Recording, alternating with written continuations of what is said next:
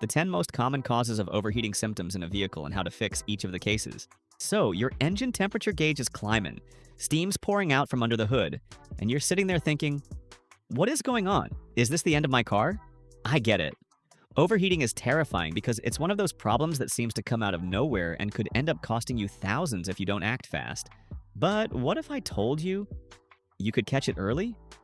What if I told you the signs and cause are there, and that once you know what to look for, you can stop the damage before it starts? In this video, we're going to break down the 10 most common reasons your engine overheats and exactly how to fix each of them.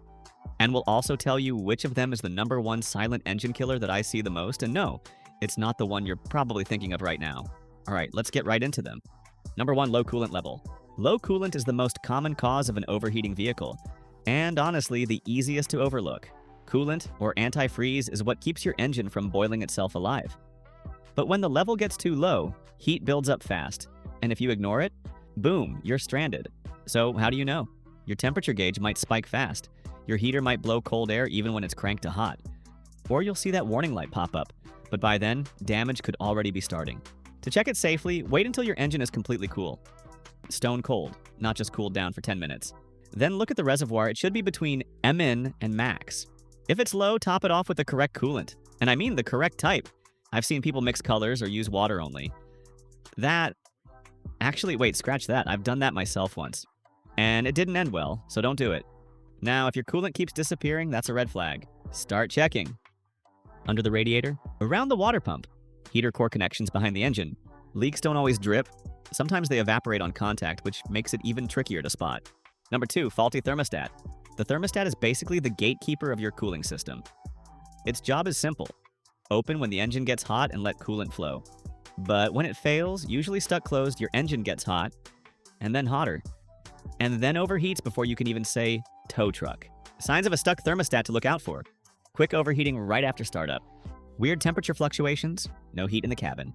To check it, feel the upper radiator hose. If the engine's hot but the hose is still cold after several minutes, your thermostat probably never opened. The fix? Replace it. Most thermostats cost under $30 and are DIY friendly. Just make sure you bleed the air from the system afterward, or, well, you'll end up with the next problem on our list. #3, leaking or clogged radiator. The radiator is the heart of heat exchange in your car, and it's also one of the first things to fail with age.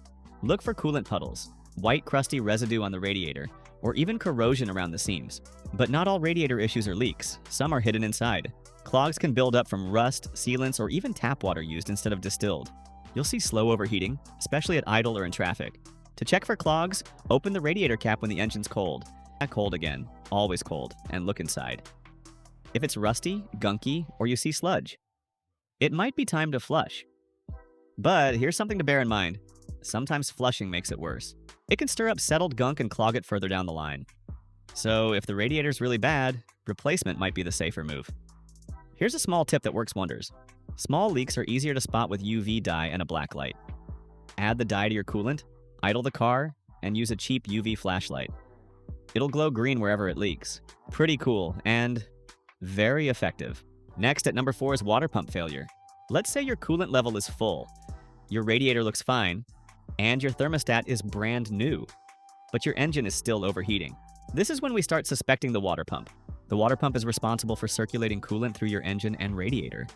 But when it fails, even a full cooling system becomes useless because nothing's moving. A few signs? You might hear a high-pitched whine or even a grinding noise from the front of the engine.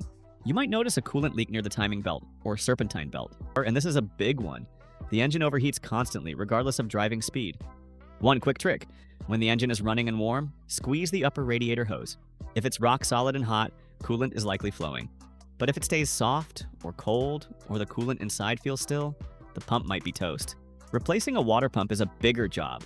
Depending on your car, it could be driven by a belt or even buried behind the timing system. But if yours is easy to reach, it might be a doable DIY fix. Just don't ignore it. A failed water pump can destroy your engine in a single overheat. At #5 is air in the cooling system. Now here's a sneaky one.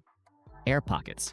Even if your coolant is full, air trapped inside the system can prevent proper circulation and cause overheating, which makes zero sense until you know what's going on. Air bubbles block coolant from reaching hot spots in the engine. That leads to weird symptoms. Your heater might blow cold air, even though the engine is hot. You might see bubbling in the overflow reservoir. or the temperature gauge jumps around like it can't make up its mind. To fix it, you've got to bleed the system. Some vehicles have a bleed screw. Others, you'll need to park the car on an incline and run it with the radiator cap off to let the bubbles rise. It's messy but doable. Personally, I recommend a spill-proof funnel kit. They're cheap, easy to use, and help you burp the system without making a mess. If you want to go pro level, a vacuum fill kit is even better. But again, make sure the engine is completely cool before opening anything. I know I keep repeating that, but it's one of those safety tips people ignore until they don't have eyebrows. Number 6, radiator fan not working. If you ever notice your car only overheats when it's sitting still, but cools down once you start driving, that's a classic sign that your radiator fan isn't working. The fan's job is to pull air through the radiator when the car isn't moving. No fan, just no airflow, just no cooling. And one quick test you can do is turn on your AC. On most cars, this forces the fan to kick on. If it doesn't, you've got a problem. It could be blown fuse, a bad fan relay, a failed temperature switch, or the fan motor itself. If you've got access to a multimeter or 12V power source, you can test the fan directly. Just be careful, if it suddenly spins up, it can be dangerous. Also, fans can sometimes work intermittently, so test it multiple times in both hot and cold conditions. And number 7, a blown head gasket. This is the one no one wants to hear. But if your engine is overheating often, losing coolant, and you couldn't find a leak, it might be the head gasket. Look for white smoke from the exhaust, milky oil under the cap or on the dipstick, bubbling in the radiator, coolant disappearing with no puddle. This means combustion gases are leaking into the coolant, or vice versa. There's a quick way to check. A block tester or chemical test kit will show if exhaust gases are getting into your cooling system. If it's positive, I'm not going to sugarcoat it, it's bad. A head gasket replacement is major surgery for your engine. Sometimes it's worth it, sometimes it's not. At the very least, don't keep driving it. That's how engines go from repairable to scrap metal. 8 clogged heater core or radiator passages. Let's say your radiator and pump are fine, but your heater barely works and the temperature fluctuates a lot. That points to a clogged heater core or blocked radiator passages. Years of scale, rust, or stop leak gunk can build up and reduce coolant flow. You'll feel weak or no heat from the vents, random engine temp spikes, overflow bubbling. Best fix? Try a backflush.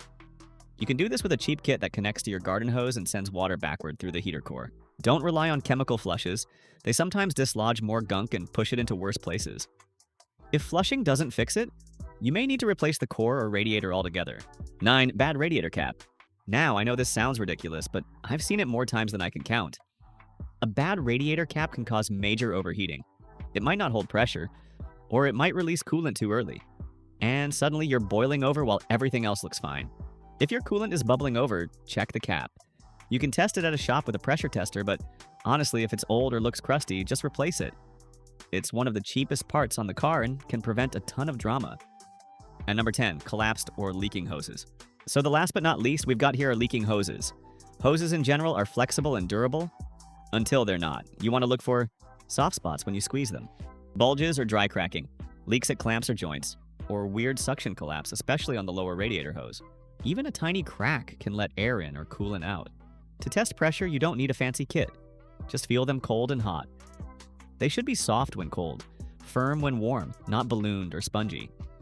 If you're replacing them, always double check the clamps. Old or loose clamps are just as bad as a damaged hose. We covered 10 overheating problems so far, and each of these could wreck your engine if ignored. But here's what I see most often, the one that kills engines silently: air pockets. People top off coolant but don't bleed the system. And boom. Overheating for no obvious reason. If you only do one thing after this video, go out and check your coolant level today. That alone could save you hundreds of dollars and hours of frustration. And hey, next up, I'm covering how to completely bleed your cooling system without lifting the car. The video link will be in the description below, so if you've ever topped up coolant and the car still overheated, you're going to want to see that. I'll catch you in that one. Stay cool.